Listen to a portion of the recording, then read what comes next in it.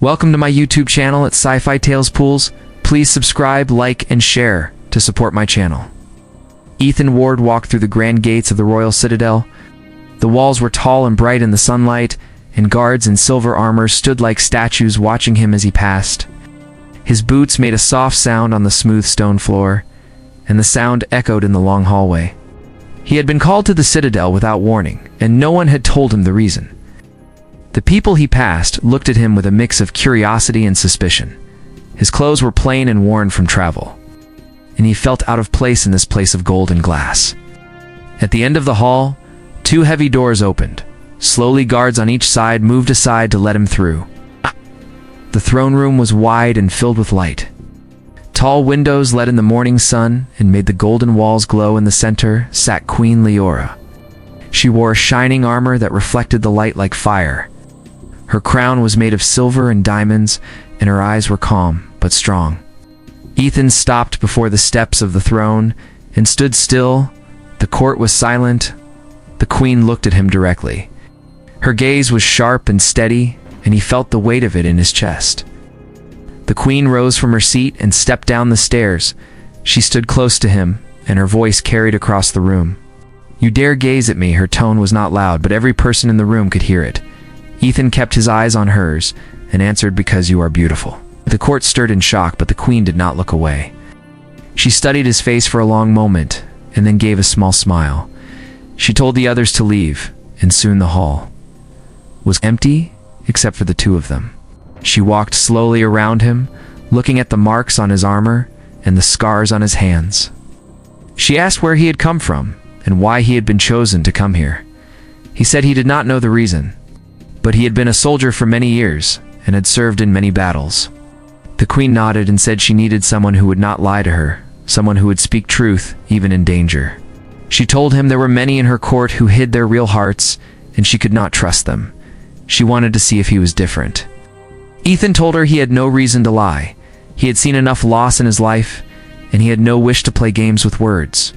He said he respected her strength, and that was why he had spoken as he did. The queen looked at him for a long time. Her eyes softened for a moment, and then she turned away. She told him there were matters in the kingdom that could not be spoken of in front of the court. She said she would speak to him again soon, and that he must stay in the citadel. Guards came and led him to a room with high windows and a view of the city. He stood by the window and looked out. The city stretched far, with markets and towers and streets full of people. He wondered what kind of task the queen had in mind for him, and why she had chosen him out of all the men in the kingdom. Night came, and the lights of the city shone like stars. Ethan sat on the bed in the quiet room and thought about the queen. Her face came to his mind again and again. He did not know if she was friend or foe, but he knew she was unlike any person he had met before. He knew the days ahead would not be ordinary, and that his life had taken a new turn in a way he could not yet understand. Ethan woke early as the first light of dawn touched the high windows of his room. The city outside was already alive with the sound of voices and the movement of carts on the stone roads. He stood at the window and watched the people begin their day. The smell of bread drifted from the market far below, and the air carried a hint of the river that ran through the heart of the city. A knock came at his door, and a young guard stepped inside. The guard spoke with respect and said the queen wanted to see him at once. Ethan followed the guard through quiet halls lit by torches. The corridors seemed longer in the morning light, and the air felt heavy as if the stones themselves carried the weight of unspoken things. The queen waited in a smaller chamber this time. She was seated at a table with maps spread across it. A light from a narrow window fell across her face and made her look both fierce and calm. She motioned for him to come closer, and then pointed to a place on the map. She told him that there was unrest in a distant province. Men of power, they were gathering forces and seeking to claim the throne for themselves. She said that someone inside the citadel was feeding them information. She believed there was a traitor in her council, and that was why she had called for him. Ethan listened without speaking.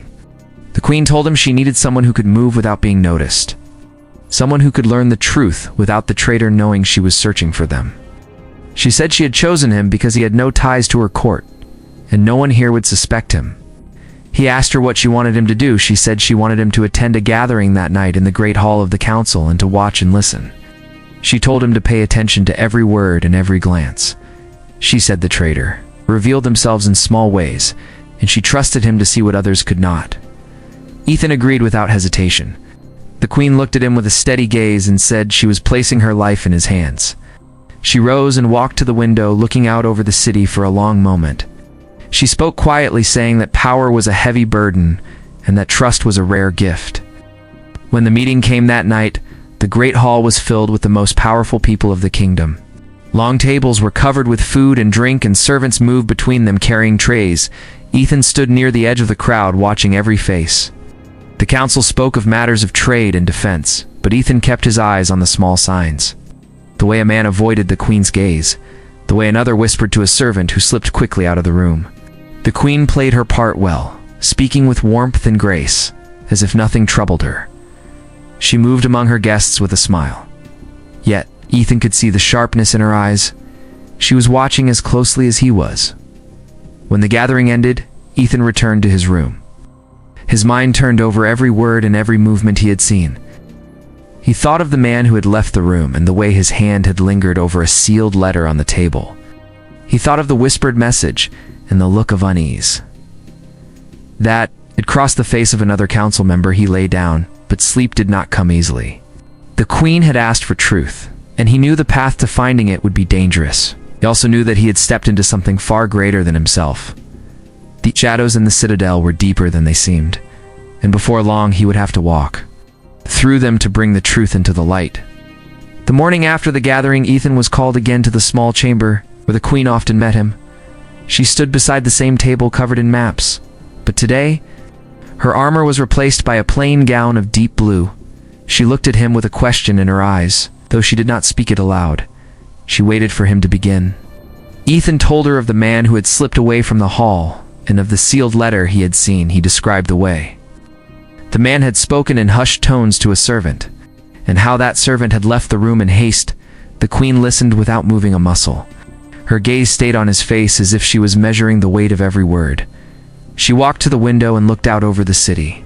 She said she had suspected this man for some time, but had not been able to act without proof. She told Ethan that the letter might hold the key to uncovering the whole plot. She asked him if he would be willing to follow the servant and learn where the letter was being taken.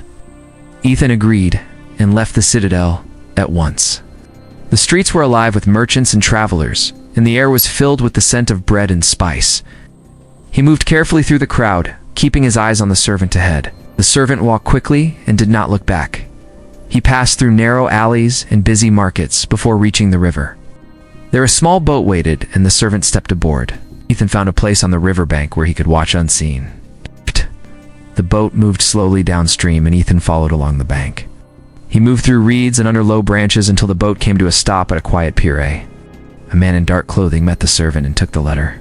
They spoke briefly, and then the man walked toward a row of old stone buildings.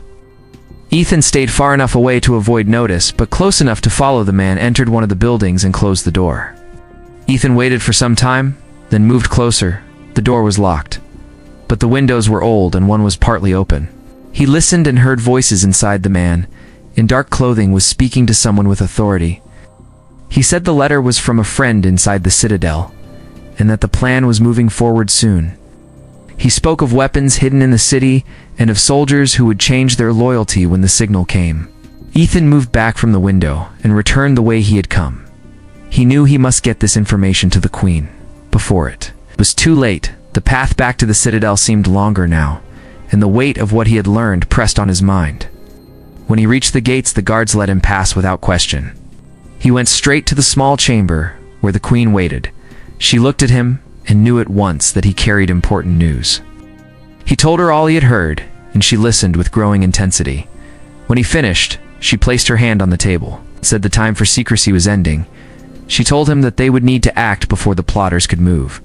She said there would be danger, but she trusted him to stand with her. Ethan nodded without hesitation. The bond between them had grown in these short days, and he felt a deep resolve to protect her and the kingdom. She gave him orders to prepare for the night ahead, and told him that from this moment, they would face the threat together. As he left her chamber, Ethan felt the air in the citadel shift. It was as if the walls themselves knew that a storm was coming. He did not know how the battle would unfold, but he knew he would be at the queen's side when it did. The sun sank beyond the tall towers of the city, and the citadel grew quiet. The air carried the scent of burning oil from the lamps that lined the stone paths. Ethan moved through the halls with steady steps. His armor was light but strong, and his sword hung ready at his side. Guards stood at every corner, their eyes sharp as they awaited orders. In the queen's chamber, the light from a single torch flickered against the walls. Queen Leora stood near the window, her gaze fixed on the city below. She turned to Ethan and told him that the enemy would strike before dawn. She said the traitor would open the gates from within, and armed men would pour into the heart of the citadel.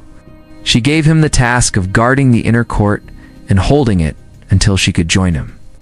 Ethan left her side and took his place near the great doors of the inner court. The marble floor beneath him was cold and smooth. The torches along the walls cast long shadows, and the air was heavy with silence. He listened for every sound, his hand resting lightly on the hilt of his sword. Midnight came, and with it the first sign of movement.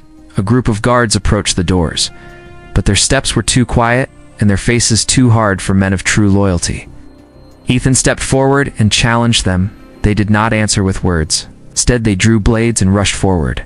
The clash of steel rang through the court. Ethan met the first strike with his sword and drove the attacker back.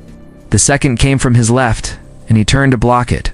A third moved in from behind, but Ethan spun away and struck him down.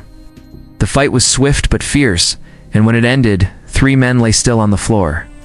More shadows moved at the far end of the hall. Ethan saw the traitor among them. His face was calm and sure, as if victory was already his. Behind him came more men dressed as guards, but their eyes held no honor.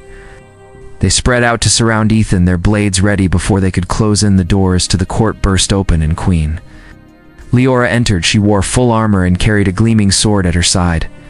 She moved with speed and precision, her strikes cutting through the enemy ranks. Ethan fought at her side, and together they turned the tide of the battle. The traitor tried to slip away in the chaos, but Leora saw him. She called to Ethan, and they moved as one to cut off his escape. The man fought with skill, but he could not match their combined strength. In a final swift move, Ethan disarmed him and forced him to his knees. The queen stepped forward and declared that his betrayal was known and his power ended. Guards loyal to the crown entered and took the traitor into custody. The remaining enemy fighters threw down their weapons when they saw their leader captured. The court was silent once more, save for the sound of breathing and the faint crackle of torches. The queen turned to Ethan and met his eyes. There was no need for words in that moment. The bond between them had been tested in the fire of battle and had not broken. She placed a hand on his shoulder and nodded once before walking toward the throne. Ethan followed her, knowing that the night had been won, but the days ahead would still hold trials. Outside the citadel, the first light of dawn began to touch the edges of the sky. The city was safe for now, and the kingdom still stood. Ethan looked upon the rising sun and felt a quiet strength settle within him. Whatever was to come, he would face it with the same resolve that had carried him through this night. The morning sun rose over the city, casting golden light on the towers and streets below. The air was fresh after the long night of battle. Ethan stood on the high balcony of the citadel, looking down at the people who moved through the market square. They did not yet know how close their kingdom had come to falling, but soon they would hear the truth. Behind him, the doors to the balcony opened, and Queen Leora stepped out. She wore a plain gown this time with no armor. Her hair caught the light, and her eyes seemed softer than before. She came to stand beside him, and for a time they both looked out over the city without speaking. At last she told him that the traitor had confessed to his crimes. The names of those who had joined his plot had been written down, and the loyal guards were already moving to bring them to justice. She said the kingdom would need to be rebuilt in spirit as well as in walls, and that trust would not return quickly among the council. Ethan listened and said nothing. He felt the weight of the past nights, vent still in his body, but also the quiet pride of having stood beside her when it mattered. She turned to him then, and said that she wished for him to remain in the citadel. She told him she wanted him not only as a soldier, but as her protector and her most trusted voice. He looked into her eyes and knew she spoke from the heart. He agreed without hesitation. She smiled faintly and said that from this day forward, they would face all storms together. She stepped closer and asked if he would still dare to look at her as he had on that first day. Ethan felt the memory rise in him. He remembered the golden light in the throne room, the sharp gaze she had given him, and the words he had spoken without fear. He answered now in the same way, only because you are beautiful. The queen held his gaze for a moment longer, then turned to look at the city again. She spoke of the work ahead, the rebuilding of walls, the healing of wounds, and the need to show the people that their queen was strong yet. Just Ethan promised her that he would stand at her side through all of it. Days turned into weeks, and the citadel became busy. Again. The halls were filled with craftsmen, repairing what had been damaged. Messengers carried news to every corner of the kingdom. Markets thrived once more, and the sound of laughter returned to the streets. The people spoke of the night when the queen and her protector had fought together to save them, and their respect for her grew. Ethan trained with the guards each morning and walked the city streets each evening. The people came to know him and to greet him with trust. He learned the names of the merchants and the children who played near the river. He found that he was no longer just a soldier, but part of something greater. One evening, as the sun set in deep red light, the queen called him to the same balcony where they had stood. Before, she told him that the kingdom was stronger now, and that it was because of his courage and loyalty. She said that in her years on the throne, she had seen many who sought power for themselves, but few who gave their strength for the good of others. Ethan felt a quiet pride and gratitude. He bowed his head slightly, but she placed a hand on his shoulder and told him there was no need for that between them. She said they were not only ruler and protector, but also partners in the future of the kingdom. As night fell over the city, they stood side by side, watching the lights flicker to life below. The air was calm, and the stars began to appear above. In that quiet moment, both knew that their bond was unshakable, and that whatever came next, they would face it together. Thank you for watching and being part of our community.